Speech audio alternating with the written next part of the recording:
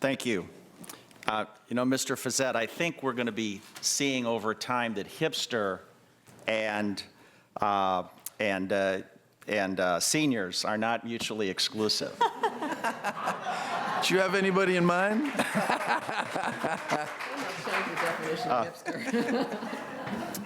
Thank you very much. At the outset, I want to thank my retired colleagues, Mary Hines and Walter Tejada, for their decades of service to Arlington. We've had our healthy differences, but no one can doubt their hard work and dedication to the people of this county. I thank our new chair, Libby Garvey, for her big picture perspective and setting our course for the 12 months ahead. And I have to say, Madam Chair, no one is more battle-tested than you. Today, we continue a long tradition of another New Year's Day County Board meeting. But January 1, 2016 also marks a new day for Arlington, a continued transition to fresh faces, new ideas, and rethinking our challenges, both on this board and our school board. Think about it.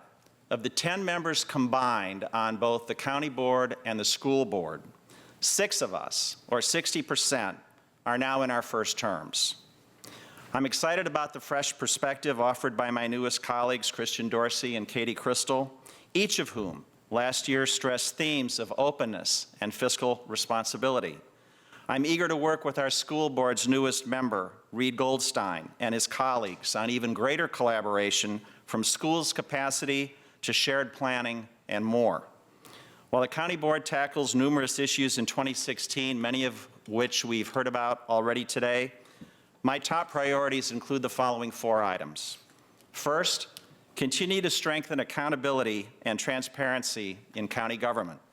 Just in the last year, we have initiated a toll-free fraud and abuse hotline for county employees and gave them the protection that they need to confidentially and without fear of reprisal through a new employee whistleblower protection policy come forward with anything to report.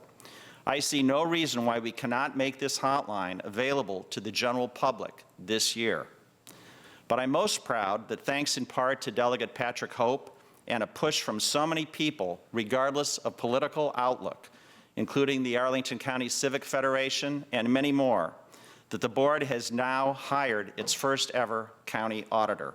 Starting in just 2 weeks, our new county auditor will help strengthen people's confidence in county government, not undermine it, and better ensure that our tax dollars are being spent effectively and only for the purposes intended.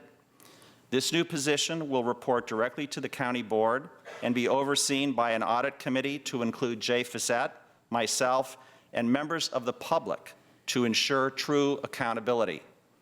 In the same vein, I applaud our acting county manager, Mark Schwartz, in announcing our new open data initiative, which will catch us up with what so many communities across the country are already doing, ensuring more complete, comprehensive, and user-friendly access to public documents and information on the web will further enhance county transparency and responsiveness.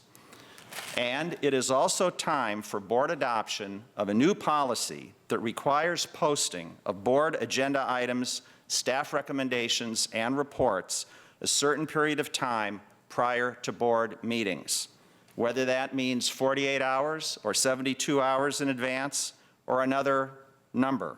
I look forward to working with the community and my colleagues to buttress the board's own transparency, an area where we have admittedly sometimes fallen short. Second, bring new faces to the community table.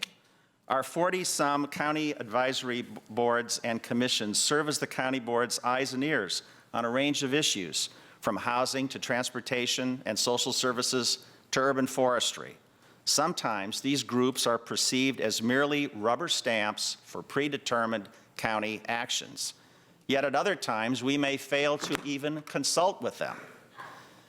And while seasoned perspectives are invaluable, so are new people with new ideas from new communities. My colleague Katie Crystal and I will initiate a new ad hoc working group to examine our commissions, including how to foster greater diversity of representation to practical ways of staying connected and approaching issues. Robust discussion from a multiplicity of voices is an essential component of the Arlington Way. Third, augment the role of small, locally grown businesses and entrepreneurs in our economic competitiveness challenge and to help keep local dollars working locally.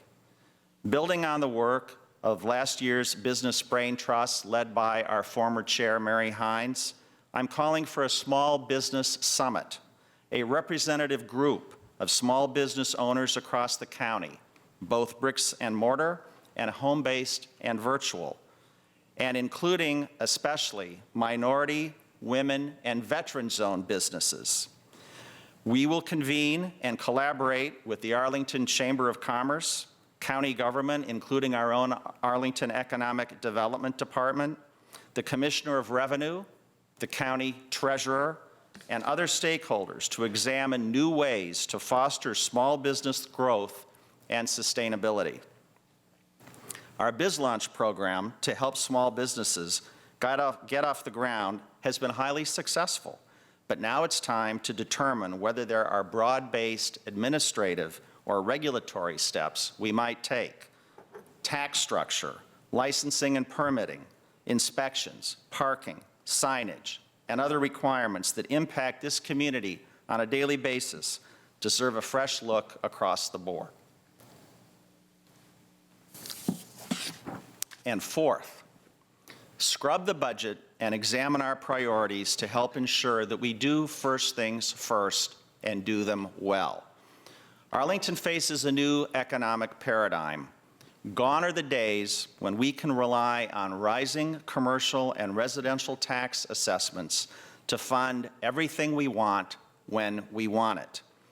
In a county budget now climbing over $1.3 billion a year, and with over 3,000 public employees, surely we can find programs and projects to reduce, recalibrate, eliminate, or defer while ensuring that our schools, our public safety, infrastructure maintenance, and other essential services are protected.